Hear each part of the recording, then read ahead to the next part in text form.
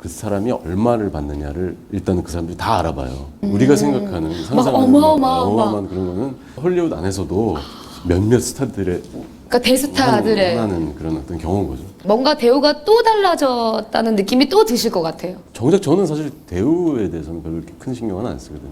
이제 개인적으로 저는 그런 건 있죠. 세계적으로 정말 전설적인 배우들과 함께 하는 것이 약간 꿈꾸는 것 같은 느낌이었어요. 배우에게는 꿈의 무대라는 헐리우드. 아마 그의 행보는 많은 배우들에게 꿈이자 목표일 텐데요. 대한민국 영화계의 희망이 된 이병헌 씨, 당신의 진정한 월드스타입니다. 올여름에 여러분들에게 아주 유쾌하고 그리고 신나는 영화가 되길 바라고요. 여러분들 많이 관심 가져주시기 바랍니다. 네. 감사합니다. 이병헌 씨였습니다. 고맙습니다.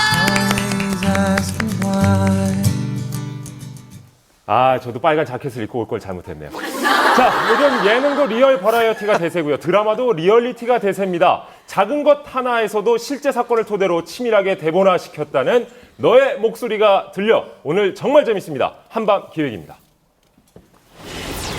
드라마 속에 숨어있는 실제 사건들. 머리를 때려서 기절시킨 거예요. 드라마 너의 목소리가 들려에서 생생하게 전해지고 있는 실제 사건들을 한밤 기획에서 알아봤습니다. 재밌어요. 최근 너목들의 한 에피소드가 표절 시비에 휘말렸습니다. 본 드라마의 모델이 된 사건은 소설이 아니라 1997년 4월 3일 발생한 이태원 살인사건과 2011년 2월 11일 그것이 알고 싶다에서 방송한 사라진 약혼자 편입니다. 너목들 담당 연출가를 찾아가 직접 그 입장을 들어봤는데요. 실제 사건을 모티브로 가져간 건 맞고요. 저희 작가분이 꽤 오래 준비하셨고요. 그 가운데서 실제 사건들 꼭 우리나라가 아니어도 외국의 사례들을 보고 정리를 하신 거기 때문에 그렇다면 쌍둥이 살인사건 에피소드에는 어떤 실제 사건이 숨어 있을까요? 기자 한쪽이 칼로 너목들 주인을 속 실제 찔렀어요. 사건 모티브 그 첫 번째. 조금 많이 피해자는 어렵고요. 있지만 범인은 누군지 알 수 없는 이 상황. 검찰은 당시 현장에 있었던 97년 이태원 살인 사건에서 따온 것으로 살해된 현장에 있던 두 사람 중 누가 직접 범행을 저질렀는지 알 수 없었던 사건 내용을 모티브로 한 것입니다. 범인이 있는데 물적 증거가 명확하지 않아서 결국 범인을 검거하지 못한 것은 이태원 살인 사건과 관련된다 이렇게 보여집니다. 그리고 또 하나. 그 두 형제가 쌍둥이에요. 그것도 일란성. 범행에 가담한 두 남자가 쌍둥이라는 설정은 그것이 알고 싶다의 사라진 약혼자 편에서 피해자 김명철 사건과 관련된 쌍둥이 조재필, 형제를 모티브로 한 겁니다. 조상필, 이들은 과연 누구일까? 정필승 씨가 맞죠? 정필재 씨가 아니고요. 네, 정필승입니다. 여러분 눈치채셨나요? 쌍둥이 이름 역시 그것이 알고 싶다의 쌍둥이 이름과 비슷하게 지은 점입니다. 정말 놀랍죠?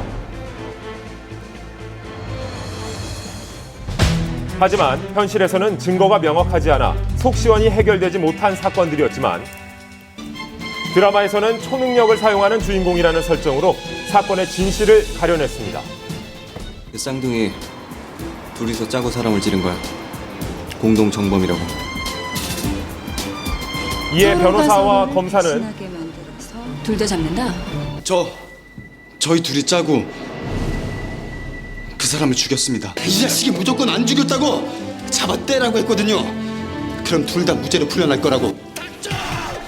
이렇게 사건이 해결되며 흥미를 더했습니다.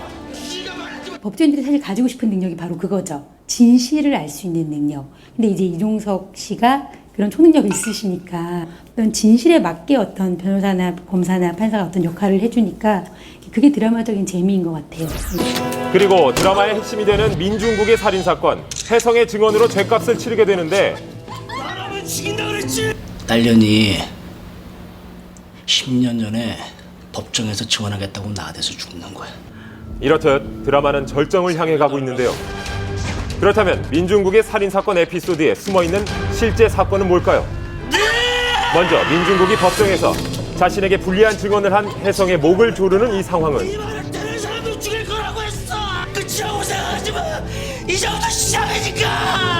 정남규는 지난 2006년 체포된 연쇄살인범 정남규가 재판 도중 증인석으로 돌진해 증인을 해치려 한 사실에서 힌트를 얻었다고 합니다. 네 번째 실제 사건 모티브는 갚아야 할 빚이 있는 사람이에요. 수감된 민중국이 10년 동안 증인 장혜성의 보복을 계획하는 장면인데요. 지체장애 여성 보복 살해 사건의 용의자 14년 전 자신을 신고한 여성을 무참히 살해했습니다. 아, 정말 그런